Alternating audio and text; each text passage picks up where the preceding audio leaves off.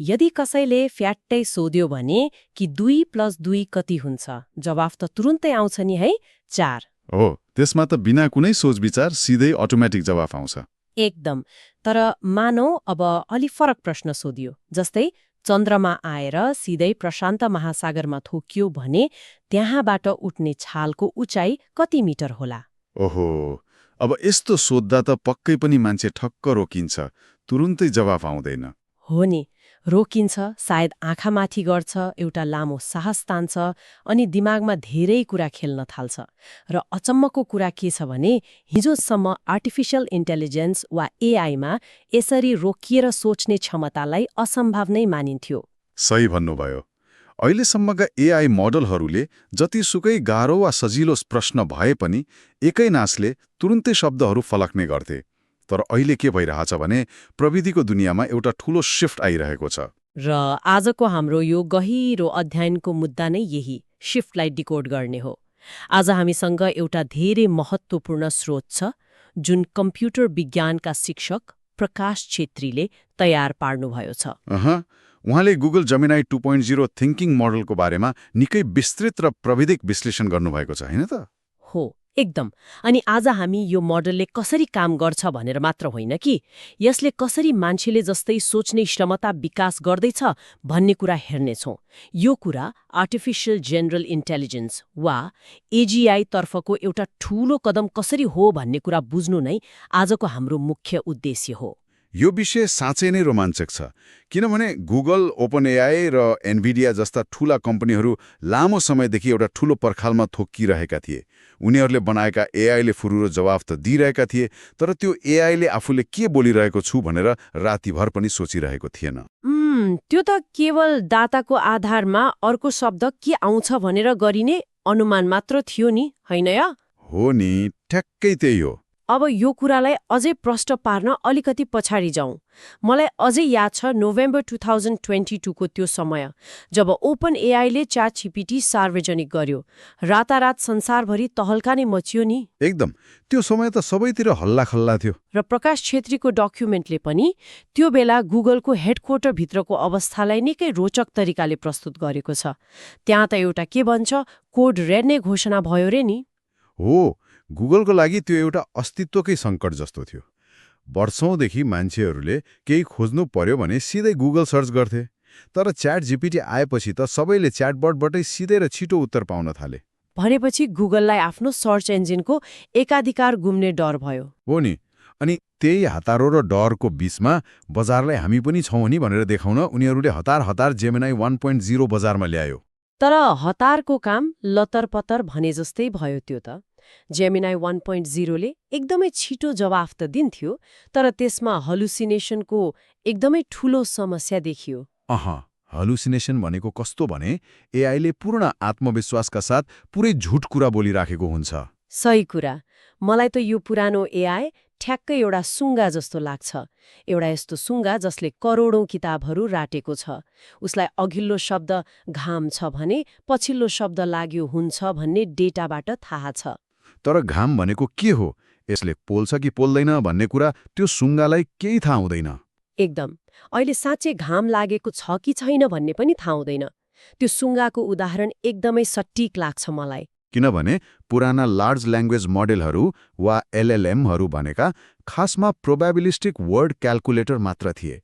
उनीहरूले अर्थ बुझेर होइन, सम्भावनाको आधारमा शब्दहरू जोड्थे। तर गुगलले यो गल्तीबाट एउटा ठूलो पाठ सिक्यो। कस्तो पाठ? उनीहरूले के बुझे भने अब संसारलाई केवल ठूलो डाटाबेस भएको वा स्केलमा मात्र काम गर्ने सुङ्गा चाहिएको छैन। इन्टरनेटमा भएका मान्छेले लेखेका लेख, ब्लग र किताबहरू सबै पढाएर सकिन्न लागिसक्यो। ओहो, जसलाई डाटा वल भन्छन्, होइन? हो, डाटा वल। त्यसैले अब डाटा थपेर मात्र एआई स्मार्ट हुँदैन भन्ने निष्कर्षमा उनीहरू पुगे। भनेपछि स्केलबाट काम नबन्ने देखेपछि उनीहरूले आफ्नो रणनीति नै परिवर्तन गरे। समाधान दिनको लागि त सुङ्गाले जस्तो रटेर भएन, दिमाग दौडाउनु पर्यो, लजिक लगाउनु पर्यो। एकदम त्यही बिन्दुबाट गुगल बुद्धिमत्ता वा रिजनिङतर्फ केन्द्रित भयो र त्यसैको नतिजा हो जेमिनाई 2.0 थिङ्किङ मोडल। तर मेरो प्रश्न के हो भने सुङ्गालाई सोच्ने कसरी सिकाउने त? मसिनको त दिमाग हुँदैन नि। हो, त्यही भएर गुगलका इन्जिनियरहरूले मसिनलाई एकछिन छोडेर पहिले मान्छेको दिमाग कसरी चल्छ भनेर हेर्न थाले। हाम्रो स्रोत सामग्रीमा मनोवैज्ञानिक ड्यानियल क्यानम्यानको प्रख्यात किताब थिङ्किङ फास्ट एन्ड स्लो को सन्दर्भ जोडिएको छ। यो त एकदमै चर्चित किताब हो नि, यो एकदमै सन्दर्भिक पनि छ। उनका अनुसार मानव दिमागमा मुख्यतया दुईवटा प्रणाली हुन्छन्, सिस्टम 1 र सिस्टम 2। सिस्टम 1 र सिस्टम 2 अलि सरल भाषामा भन्नुपर्दा कसरी बुझ्ने यसलाई? सिस्टम 1 भनेको हाम्रो दिमागको त्यो भाग हो जुन एकदमै छिटो, सहज र बिना कुनै सचेत सोच विचार काम गर्छ। जस्तै अफिस जाने बाटोमा गाडी चलाउँदा कुन गियर हाल्ने वा कहाँ ब्रेक लगाउने भनेर हामी धेरै सोच्दैनौँ नि। हो, यो त अटोमेटिक हुन्छ, कसैले नाम सोध्दा तुरन्तै भन्ने जस्तै। एकदम। पुराना एआईहरू ठ्याक्कै यही सिस्टम 1 जस्ता थिए। प्रश्न सोध्यो, फ्याट्टै जवाफ दिइहाल्ने। तर जब कुरा 763 लाई 42 ले गुणन गर्ने आउँछ, तब हाम्रो सिस्टम 1 ले काम गर्न छोड्छ, हैन त? सही भन्नुभयो। त्यहाँ अटोमेटिक जवाफ आउँदैन। अनि बल्ल हाम्रो दिमागको सिस्टम 2 सक्रिय हुन्छ। यो प्रणाली अलि ढिलो हुन्छ, यसले तर्क गर्छ, स्टेप बाई स्टेप विश्लेषण गर्छ। गाडी चलाउँदै कुरा गर्दा खाली बाटोमा सिस्टम 1 ले काम गर्छ, तर एकदमै साँघुरे ठाउँमा प्यारलल पार्किङ गर्नु पर्यो भने त्यहाँ सिस्टम 2 चाहिन्छ। ठ्याक्कै। हिसाब गर्दा वा पार्किङ गर्दा मान्छेको दिमागमा केही बेरका लागि जुन रोकावट आउँछ, त्यही रोकावटलाई एआईमा कसरी घुसाउने भन्ने नै अहिलेको सबैभन्दा ठूलो प्रविधिक चुनौती थियो। ओहो। गुगलले जेमिनीको आर्किटेक्चरमै यस सिस्टम 2 लाई कोडिङ गरिदिएको छ। अब यसले सिधै उत्तर दिँदैन, पहिले रोकिन्छ र विचार गर्छ। अब यसलाई बुझ्नको लागि एउटा उदाहरण हेरौँ। मानौ कसैले पुरानो पुस्ताको एआईलाई सोध्यो, मलाई 10 दिनमा 5 किलो तौल घटाउने डायट प्लान देऊ। पुरानो एआईले के गर्थ्यो त?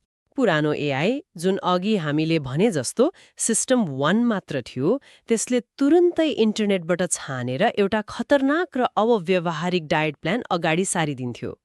कहिलेकाहीँ त दिनभरि पानी मात्र खाएर बस्ने जस्ता सल्लाह पनि दिन्थ्यो। हो, किनभने उसको काम केवल शब्दहरू जोडेर छिटो उत्तर दिनु मात्र थियो।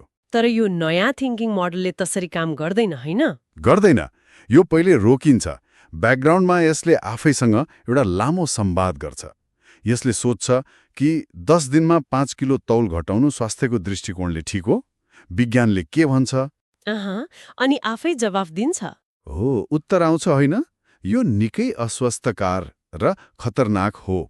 त्यसपछि यसले निर्णय गर्छ कि पहिले प्रयोगकर्तालाई चेतावनी दिनुपर्छ र त्यसपछि मात्र बिस्तारै तौल घटाउने सुरक्षित विकल्पहरू देखाउनुपर्छ। भनेपछि यो भित्रभित्रै आफैसँग कुरा गर्ने प्रक्रियालाई नै चेन अफ थट भनिएको हो। जसरी हामी कुनै महत्त्वपूर्ण इमेल पठाउनु अघि ड्राफ्ट गर्छौं, आफै पढ्छौं, अनि होइन यो वाक्य अलि कडा भयो, यसलाई नरम बनाऊ भनेर सच्याउँछौं। के एआईले पनि त्यसरी नै सच्याउँछ? बिल्कुल। एआईले पनि ड्राफ्ट गर्छ र सच्याउँछ। अघिल्ला मोडलहरूमा के हुन्थ्यो भने डेटा एकैपटक भित्र जान्थ्यो र प्रोसेस भएर बाहिर निस्कन्थ्यो। तर यो थिङ्किङ मोडलमा रिफ्लेक्टिभ लूप जस्तो काम हुन्छ। रिफ्लेक्टिभ लूप भन्नाले?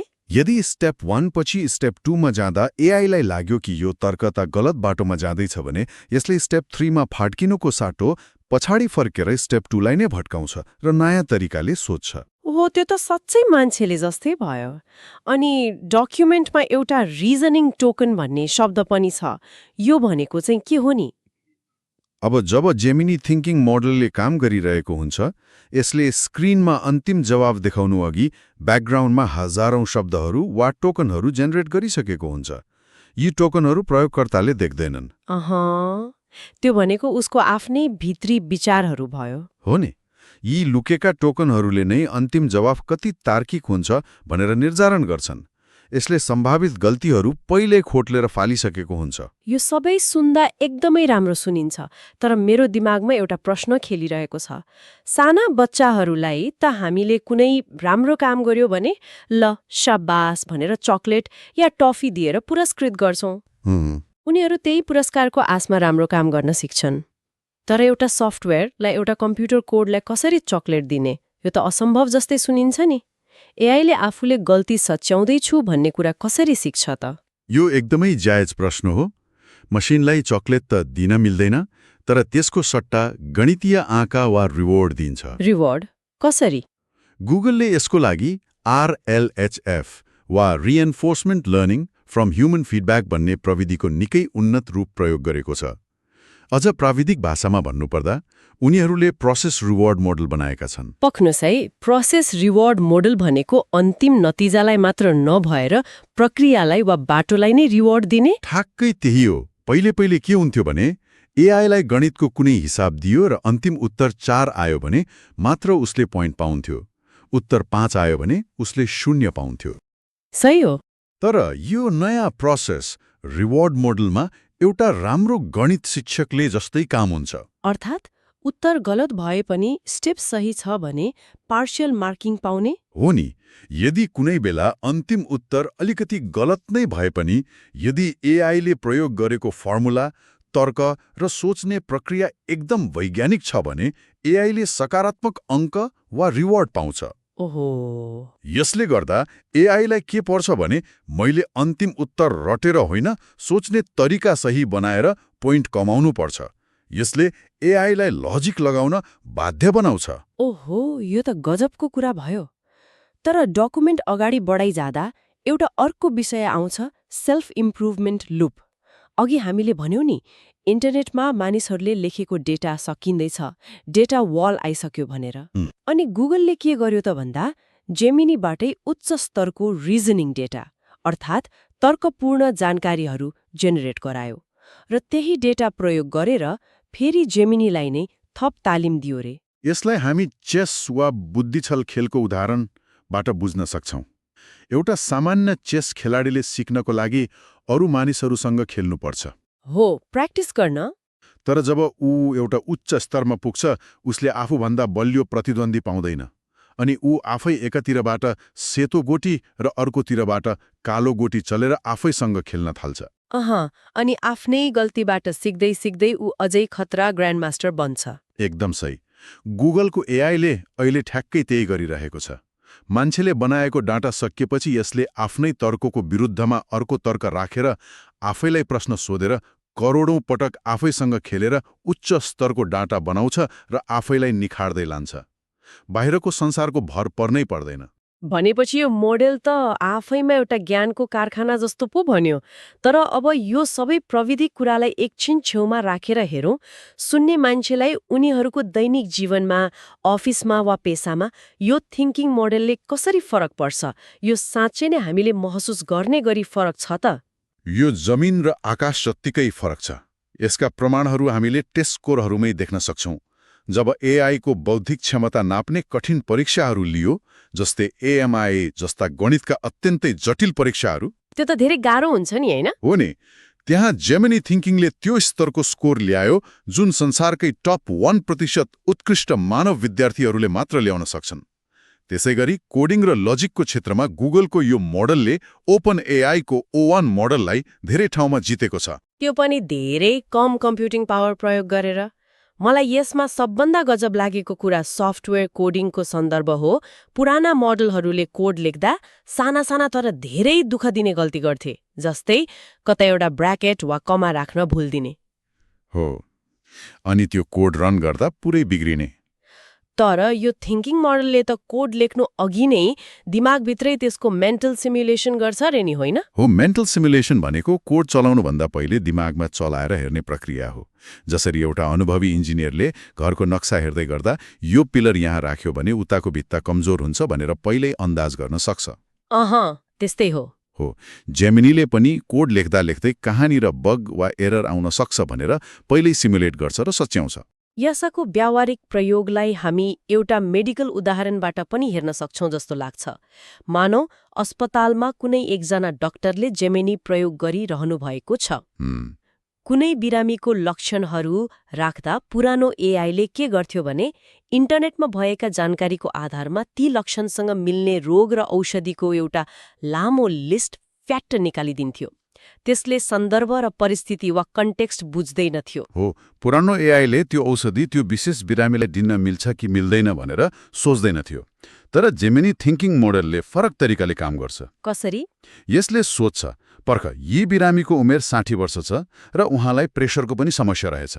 यो उमेरका मानिसलाई यो कडा औषधि सिफारिस गर्नु हुँदैन, किनभने यसको साइड इफेक्टले उनीहरूको मृगौलामा असर गर्न सक्छ। यसरी परिस्थिति बुझेर सोच्ने क्षमताले स्वास्थ्य क्षेत्रमा साँच्चै नै क्रान्ति ल्याउन सक्छ। अर्को एउटा रमाइलो उदाहरण हेरौँ। मानौ कसैलाई प्यारिसमा 5 दिनको यात्रा गर्न मन छ। बजेट जम्मा 1 लाख रुपैयाँ छ र त्यो व्यक्तिलाई धेरै भिडभाड हुने ठाउँ मन पर्दैन। पुरानो एआईलाई सोधेको भए त्यसले प्यारिसका 10वटा चर्चित ठाउँ र होटेलको विकिपीडिया लिङ्कहरू दिन्थ्यो होला। हो, तर त्यति उपयोगी हुँदैन थियो। तर जेमिनी थिङ्किङले पुरै योजना बनाउँछ। यसले बजेट अनुसारको होटल खोज्छ, कुन दिन कुन म्युजियममा कम भिड हुन्छ भनेर ऐतिहासिक डाटा फिल्टर गर्छ, फ्लाइटको समय मिलाउँछ र एउटा व्यक्तिगत रूपमा तयार पारिएको भोलि नै प्रयोग गर्न मिल्ने कस्टमाइज्ड योजना अगाडि राख्छ। र यहीँनिर आएर एउटा ठूलो कुरा बुझ्नुपर्ने हुन्छ। अब एआई केवल एउटा च्याटबट मात्र रहेमा, यो एउटा एजेन्ट बन्दैछ। एजेन्ट हो नि, च्याटबटले मानिससँग कुरा मात्र गर्थ्यो, तर एजेन्टले मानिसको लागि काम नै गरिदिन्छ। यसले आफै इमेलहरू ड्राफ्ट गरेर पठाउन सक्छ, क्यालेन्डर हेरेर मिटिङहरू सेट गर्न सक्छ, किनभने अब यसलाई काम कसरी गर्ने भनेर योजना बनाउन आउँछ। ट्याक्कै च्याटबटबाट एजेन्टतर्फको यो यात्रा नै एआईको वास्तविक विकास हो। तर सुन्नुहोस् है, यहाँनिर म अलिकति फरक मत राख्न चाहन्छु। यो सबै कुरा सुन्दा जति राम्रो छ त्यति नै डरलाग्दो पनि छैन र? कसरी? यदि यसले यति धेरै आफै सोच्छ, आफै योजना बनाउँछ र आफै निर्णय लिन्छ भने मानौ यसले सोच्ने क्रममा सुरुमै कुनै गलत तर्कलाई समात्यो अनि त्यही गलत तर्कको जगमा टेकेर लामो विचारहरूको श्रृङ्खला बनाउँदै गयो भने के हुन्छ? के त्यसरी आउने नतिजा झन खतरनाक हुँदैन र? ओहो, यो एकदमै गम्भीर र महत्त्वपूर्ण प्रश्न हो। तपाईँ हामीले भने जस्तो भयो भने त्यसलाई विज्ञहरूले डीप हेलुसिनेसन भनेका छन्। अघि हामीले सुङ्गाले गर्ने सामान्य हेलुसिनेसनको कुरा गर्यौं, जसलाई मानिसले सजिलै चिन्न सक्छ। तर यो डीप हेलुसिनेसन धेरै खतरनाक हुन्छ। किन खतरनाक हुन्छ भने यसले झुटलाई पनि एकदमै लजिकल तरिकाले प्रस्तुत गर्छ, होइन त? हो, जब एआईले लामो समयसम्म गहिरो सोच विचार गरेर एउटा गलत तर्कको श्रृङ्खला तयार पार्छ, तब अन्तिममा यसले दिने गलत जवाफ यति धेरै व्यवस्थित, तार्किक र विश्वास देखिन्छ कि जो कोही विज्ञ मानिसले पनि यसलाई सत्य भनेर पत्याउन सक्छ। अब के भन्ने? झुटलाई यति सुन्दर तरिकाले प्याकेज गरेर दिन्छ कि त्यसलाई काट्न गाह्रो हुन्छ। एकदम। यो थिङ्किङ मोडलको एउटा ठूलो चुनौती हो। ओहो, यो त अलि डरलाग्दो कुरा भयो। अनि डकुमेन्टमा अर्को एउटा ठूलो चुनौतीको कुरा पनि छ, यसको लगत र ऊर्जाको खपत। सामान्य एआई मोडल चलाउन भन्दा यस्तो सोच्ने मोडल चलाउन झन्डै 10 गुणा बढी बिजुली खर्च हुन्छ रे। हो, यसको लागि एनभिडियाका H100 जस्ता अत्यन्तै महँगा र शक्तिशाली चिपहरूको आवश्यकता पर्छ। यसले समाजमा एउटा गम्भीर अर्थ राजनीतिक बहस निम्त्याउँछ नि, डिजिटल इनइक्वालिटी वा डिजिटल असमानता। सही कुरा। यस्तो धेरै बिजुली र महँगो चिप लाग्ने प्रविधि सबैको पहुँचमा पुग्न गाह्रो हुन्छ। जसरी अहिले धनी र गरिबबीच स्रोत साधनको खड्डा छ, के भविष्यमा यस्तो अवस्था होला जहाँ केवल धनी कम्पनीहरू वा सम्पन्न व्यक्तिहरूले मात्र पैसा तिरेर सोच्ने सक्ने एआई प्रयोग गर्न पाउनेछन्? अनि बाँकी सामान्य मानिसहरूले चाहिँ उही पुरानो नसोच्ने र साधारण एआईमै चित्त बुझाउनु पर्ने अवस्था आयो भने त प्रविधिले झन् ठूलो वर्गीय खदाल पो बनाउने भयो। यो अर्थतन्त्र र प्रविधिको पहुँचसँग जोडिएको एउटा अहम प्रश्न हो। त्यसका साथै स्रोत सामग्रीमा एउटा निकै गहिरो दार्शनिक बहस पनि उल्लेख छ। धेरै आलोचकहरू के भन्छन् भने यो मसिनले सोचेको भन्नु एउटा भ्रम मात्र हो। भ्रम कसरी? किनभने एआई भनेको अन्तिममा गएर गणित र तथ्याङ्क मात्र त हो नि। यसले हामी मानिसले जस्तो भावना, चेतना वा दुःख सुखको आधारमा केही पनि बुझेको हुँदैन। यो पनि सत्य हो। मसिनले म दुखी छु भन्यो भन्दैमा उसलाई साँच्चै दुःख लागेको त हुँदैन। त्यो त एउटा टेक्स्ट आउटपुट मात्र हो। एकदम। तर फेरि यसको अर्को पाटो पनि छ। यदि कुनै मसिनले मानिसले जस्तै व्यवहार गरिरहेको छ, मानिसले जस्तै जटिलभन्दा जटिल समस्याहरूको तर्कपूर्ण नतिजा दिइरहेको छ र हाम्रो काम सजिलो बनाइरहेको छ भने हामीलाई त्यो भित्र गणित छ कि चेतना छ भन्ने कुराले के फरक पर्छ र? नतिजा सही आउनु मुख्य कुरा हो भन्ने तर्क पनि उत्तिकै बलियो छ। साँच्चै नै यो पक्ष विपक्षको दार्शनिक बहस लामो समयसम्म चलिरहनेछ, तर हामीले भविष्यतर्फ पनि हेर्नुपर्छ। गुगलले हालै दर्ता गरेका केही पेटेन्टहरू हेर्ने हो भने उनीहरूले जेमिनी 3.0 मा काम गरिरहेको देखिन्छ र त्यसमा एउटा अजम्मको फिचर हुँदैछ लामो समयको मेमोरी वा सम्झना शक्ति। मेमोरी भनेपछि अहिले हामीले कुरा गरेको जस्तो च्याटबट बन्दा गर्ने बित्तिकै सबै कुरा बिर्सिने होइन। होइन, अब आउने एआईले तत्काल सोचेर मात्र उत्तर दिने छैन। यसले प्रयोगकर्तासँग गत वर्ष वा महिनौं अगाडि भएका कुराकानीहरू पनि हुबहु याद राख्नेछ। ओहो, यसले व्यक्तिको प्राथमिकता, सोच्ने शैली, मनपर्ने कुरा र आवश्यकतालाई बुझेर झन धेरै व्यक्तिगत र सन्दर्भिक समाधानहरू दिनेछ। यो त एउटा निजी सेक्रेटरी वा साथी जस्तै हुने भयो। अनि सुन्ने जो कोहीले पनि यो कुरालाई आफ्नो जीवनसँग जोडेर हेर्नु जरुरी छ, किनभने अबको युगमा दिमागमा केवल जानकारी मात्र भरेर बस्ने मानिसहरू बिस्तारै पछि पर्नेछन्। हो, जानकारी त अब सबै एआईको मुठ्ठीमा छ। अबको समयमा जित उनीहरूको हुनेछ जसले एआईलाई सही र सटिक प्रश्न सोध्न जान्छन्, जसले एआईको यो सोच्ने प्रक्रियालाई सही दिशामा निर्देशित गर्न सक्छन्। उनीहरू नै भविष्यका वास्तविक लिडर बन्नेछन्। एकदम सही कुरा। ज्ञान र जानकारीको पहुँच अब समस्या वा चुनौती रहेन। त्यो जानकारीलाई कसरी प्रशोधन गर्ने, कसरी लजिक लगाउने र कुन काममा लगाउने भन्ने सिप नै अबको सबैभन्दा ठूलो पुँजी हो। आजको यो सामग्रीले हामीलाई प्रविधिको एउटा नयाँ युगको सङ्घारमा उभ्याएको छ। हामीले बुझ्यौं कि कसरी छिटो उत्तर दिने सुङ्गा जस्तो मोडलबाट एआई अब मान्छेले जस्ताई रोकिन, विचार गर्ने, स्टेप बाई स्टेप लजिक लगाउने र गल्ती सच्याउने थिङ्किङ मोडलमा रूपान्तरण हुँदैछ। र यो केवल प्राविधिक विकास वा सफ्टवेयरको अपडेट मात्र होइन, यसले हाम्रो काम गर्ने शैली, हाम्रो अर्थतन्त्र र हाम्रो समाजको संरचनामै ठूलो उथलपुथल ल्याउने निश्चित छ। आजको यो गहिरो अध्ययनलाई टुङ्ग्याउनु अघि म स्रोत सामग्रीकै अन्तिममा रहेको एउटा अत्यन्तै गहिरो र मन छुने विचार श्रोताहरूका लागि छोड्न चाहन्छु। यो सन्चो हो कि आउँदा दिनहरूमा यी मसिनहरूले हामी मानिसहरूभन्दा धेरै छिटो र सही गणित गर्न सक्नेछन्।